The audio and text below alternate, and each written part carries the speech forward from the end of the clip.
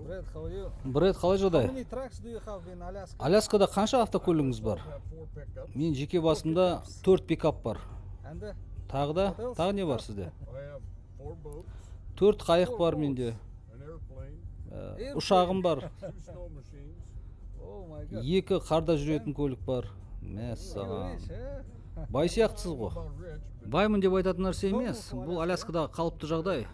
Бізде жол жоқ, сол себептен сенде ұшақ болу керек, немесе кемені қайықта сүйреп жүретін пикап автокөліктер болу керек.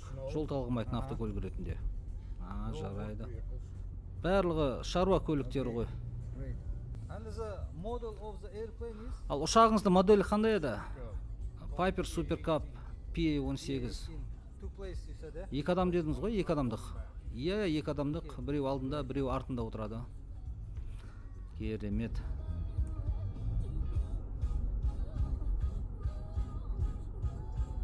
And the Oldsmobile Ал which you want to buy? жоспарлап жүрген Oldsmobile автокөлік қандай еді?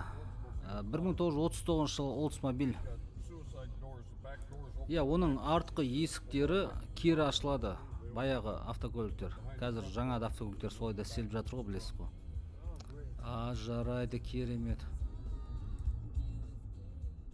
Thank you very much. Иә, сұхбат бергеніңізге рахмет. Сіздермен болған Бред Олдридж, From Солдатна. Солдатна қаласы, Аляска штатынан, Америка.